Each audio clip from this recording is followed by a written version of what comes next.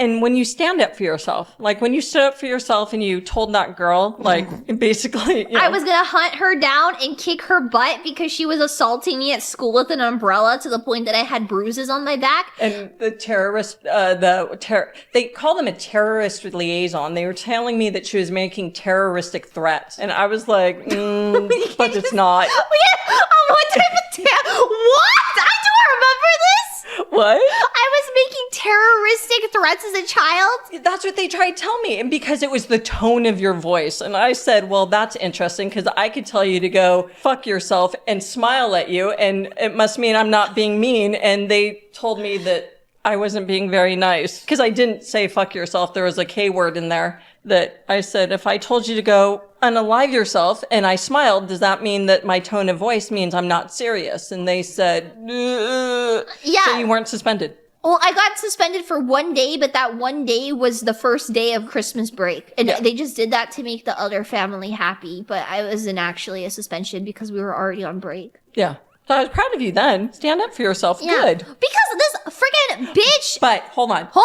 I was mad because the rule has always been you do not leave. Yes, I was about to say, because when I was getting physically bullied by these girls in elementary school. Like they were hitting me with umbrellas and like actually assaulting me and like pulling my hair and stuff. Right? And I couldn't take it anymore and I didn't know what to do. And so I tried calling them to talk about it and asked them to stop, but they didn't answer the phone. So I left a voicemail and I was like, hey, if you don't stop hurting me, I'm going to hunt you down and kick your butt. And then they gave that to the superintendent and I started the whole thing. But I was like, I have bruises on my back from these freaking bitches. And their parents, the girl's parents were like, well, she just needs to toughen up. She needs to get over it. Like, your daughter is assaulting me. And the rule is do not leave an evidence trail. Like, if you're going to do something, don't leave evidence around. The American education system. You cannot fight your bullies back. That's why I was mad. I was mad that you left the voicemail. Yeah. Because it was, if you had said it on the phone, it's she said it, she said. She can't really prove it. But you left a freaking voicemail. What have you gone through, girl? I was a goth kid that liked cursing children on the playground and LARPing as a Pikachu. And then you wonder why they beat you. I was really into the gold rush. I was so obsessed with the gold rush in elementary school. I was like, dude, I had such an intense gold rush autism back then. Even the year after we stopped our gold rush unit, I was like, yeah, the gold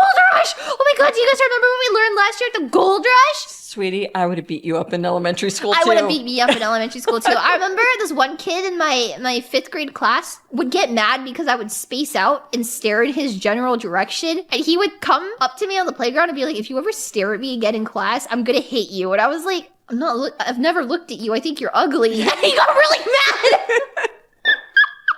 But it was like, I was staring at his general direction, spacing out during class, and he was getting self-conscious about it. He was like, I'm going to hit you if you do it again. And I was like, you're ugly. I would never voluntarily stare at you. And he was so mad. And what's funny is I know exactly who you're talking about. Yeah.